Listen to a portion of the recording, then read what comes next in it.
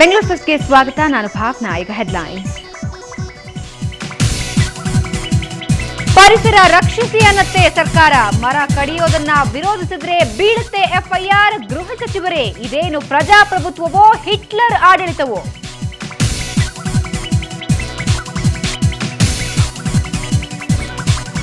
ಬಿಬಿಎಂಪಿಗೆ ಸಂಕಷ್ಟ ತಂದಿದೆ ಸಾಲದ ಸುಳಿ. ಮೇಯರ್ಗೆ ಮಾತ್ರ ವಿದೇಶ ಸುತ್ತುವ ಖಯಾಲಿ. ಇದು ಎಷ್ಟರ ಮಟ್ಟಿಗೆ ಸರಿ, ನೀವೇ ಹೇಳಿ.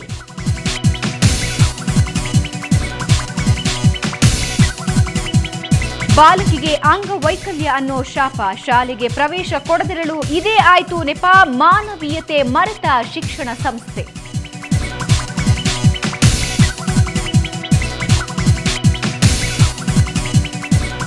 ಅಪ್ಪುವಿನ 8 ವರ್ಷದ ಕನಸು ಪುಸ್ತಕ ರೂಪದಲ್ಲಿ ಅನಾವರಣವಾಯಿತು ನನಸು. ಇದು ವ್ಯಕ್ತಿತ್ವದ ಹಿಂದಿನ ವ್ಯಕ್ತಿಯ ಸ್ಮರಣೆ.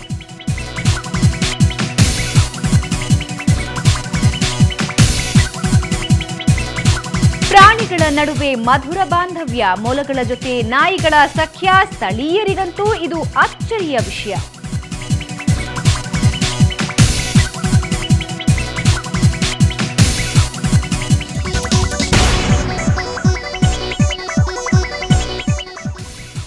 ಇದಪ್ಪ ವರಸೆ ಅಂದ್ರೆ. ಮರ ಉಳಿಸಿ ಪರಿಸರ ರಕ್ಷಿಸಿ ಅಂತ ನಮ್ಮ ಸರ್ಕಾರ ಬೊಪ್ಪೆ ಹೊಡೆಯುತ್ತೆ. ಆದ್ರೆ ಹೀಗೆ ಮಾಡೋಕೆ ಹೋದ್ರೆ ಕೇಸ್ ಜಡಿಯತ್ತೆ. ಪರಿಸರದ ಪರವಾಗಿ ಹೋರಾಡಿದ್ದಕ್ಕೆ ಬೆಂಗಳೂರು ನಿವಾಸಿಗಳಿಗೆ ಸಿಕ್ಕ ಬಹುಮಾನ ಏನ್ ಗೊತ್ತಾ?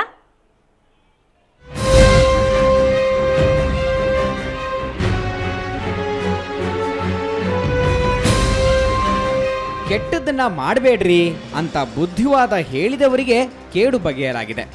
ಬಿಡಿಎ ಅಂಡರ್ ಪಾಸ್ಗೆ ಮರಗಳನ್ನು ಕಡಿಬೇಡಿ ಅಂತ ಶಾಂತಿಯುತವಾಗಿ ಪ್ರತಿಭಟಿಸಿದವರ ವಿರುದ್ಧ ಪೊಲೀಸ್ ಕಂಪ್ಲೇಂಟ್ ಜಡಿಯಲಾಗಿದೆ. ಹೌದು, ಕಳೆದ ವಾರವಷ್ಟೇ ಬೆಂಗಳೂರಿನ ಸರ್ಜಾಪುರದಲ್ಲಿ ಬಿಡಿಎ ನಿರ್ಮಿಸ್ತಿರೋ ಅಂಡರ್ ಪಾಸ್ ಯೋಜನೆಗೆ 50ರಿಂದ 60 ಮರಗಳನ್ನು ಕಡಿಯಲಾಗಿತ್ತು.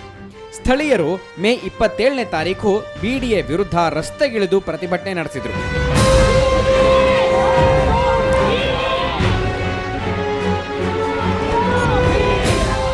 ಮರಗಳನ್ನು ಕಡಿಯೋದಕ್ಕೆ ಸ್ಥಳೀಯರೆಲ್ಲ ಸಾತ್ವಿಕ ಸಿಟ್ಟನ್ನು ವ್ಯಕ್ತಪಡಿಸಿದರು. ಆದರೆ ಇವರ ಪ್ರತಿಭಟನೆಗೆ ಸಿಕ್ಕ ಪ್ರತಿಫಲ ಏನ್ ಗೊತ್ತಾ? Police complaint.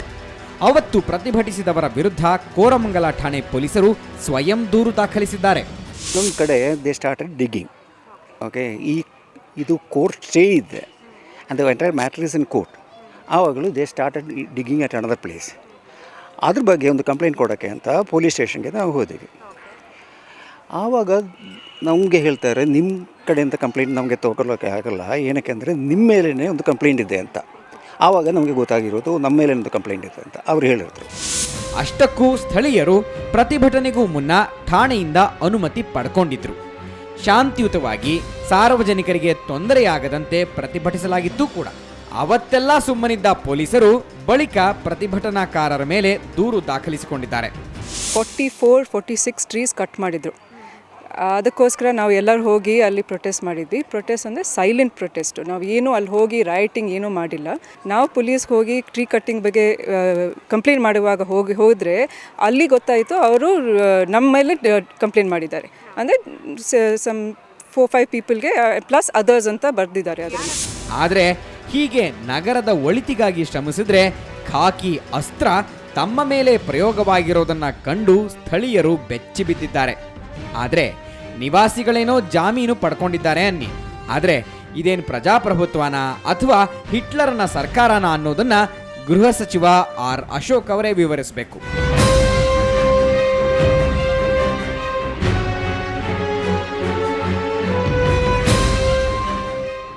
ಅಶ್ವಿನಿ, ಸುವರ್ಣ ನ್ಯೂಸ್ 24/7 ಬೆಂಗಳೂರು. ರೋಡಲ್ ರೌಡಿಸಮ್ ಅಥವಾ ಗುಂಡಾಯಿಸಮ್ ಮಾಡೋರ ಮೇಲೆ ಕೂಡ ಪೊಲೀಸರು ಇಷ್ಟು ಬೇಗ ಆಕ್ಷನ್ ತಗೊಳ್ಳಲ್ಲ ಅನ್ಸುತ್ತೆ. ಗೃಹ ಸಚಿವರೇ ಇದ್ರ ಬಗ್ಗೆ ಉತ್ತರಿಸಬೇಕು. ಮುಂದಿನ ವಿಷಯಗಳತ್ತ ಗಮನ ಹರಿಸೋಣ. ಬಿಬಿಎಂಪಿ ಯಾವುದಾದ್ರೂ ಕಾಮಗಾರಿಯನ್ನ ಕೈಗೆತ್ಕೊಂಡ್ರೆ ಅದನ್ನ ಹೇಳಿದ ಸಮಯಕ್ಕೆ ಮುಗಿಸೋದನ್ನ ನೀವು ನೋಡಿದ್ದೀರಾ? ಖಂಡಿತ ಸಾಧ್ಯ ಇಲ್ಲ. ಇದಕ್ಕೊಂದು ಪಕ್ಕಾ ಉದಾಹರಣೆ ಕದ್ರೇನಹಳ್ಳಿ ಅಂಡರ್ ಪಾಸ್.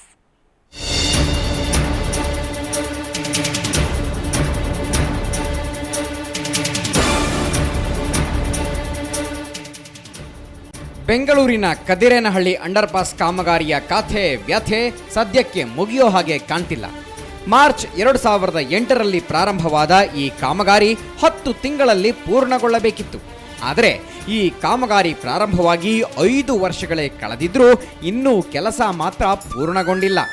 ಇದುವರೆಗೆ ಬಂದ ಎಲ್ಲ ಮಂತ್ರಿ ಮಹೋದಯರು ಇದನ್ನ ಪರಿಶೀಲನೆ ಮಾಡಿದ್ದಷ್ಟೇ ಬಂತು. ಆದರೆ ಕಾಮಗಾರಿ ಮಾತ್ರ ವೇಗ ಪಡೀಲೇ ಇಲ್ಲ.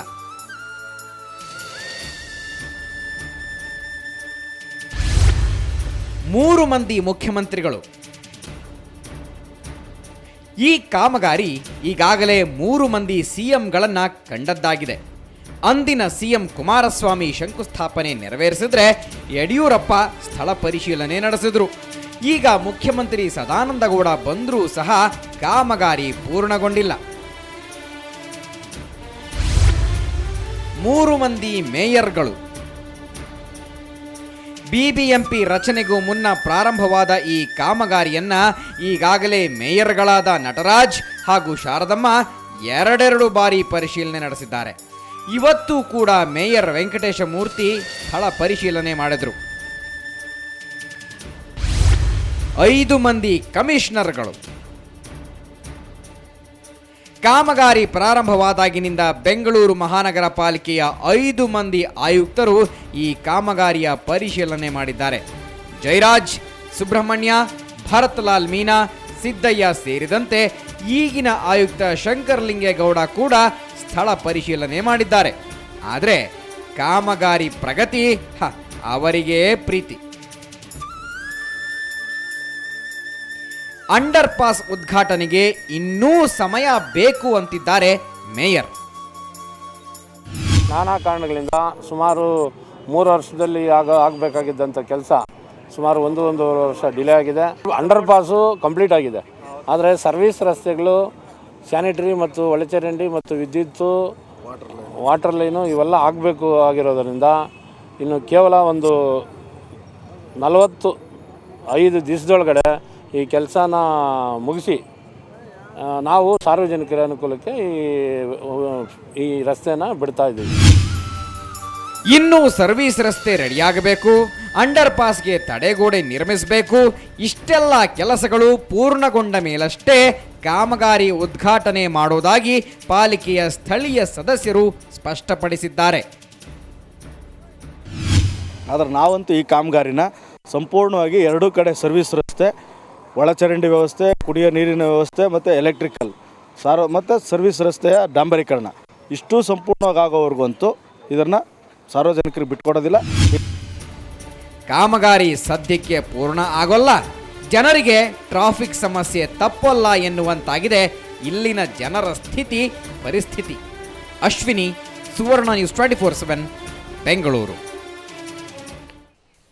ಬಿಬಿಎಂಪಿ ಕಾಮಗಾರಿಗಳದ್ದು ಈ ಪರಿಸ್ಥಿತಿಯಾದರೆ ಬಿಬಿಎಂಪಿ ಸ್ವತಃ ಸಾಲದ ಸುಳಿಯಲ್ಲಿ ಸಿಲುಕಿದೆ. ಇದರ ಮಧ್ಯ ಮೇಯರ್ಗೆ ವಿದೇಶ ಸುತ್ತೋ ಖಯಾಲಿ. ಇದರ ಬಗ್ಗೆ ತಿಳಿಸ್ತೀನಿ, ಅದಕ್ಕೂ ಮುಂಚೆ ಒಂದು ಚಿಕ್ಕ ಬ್ರೇಕ್.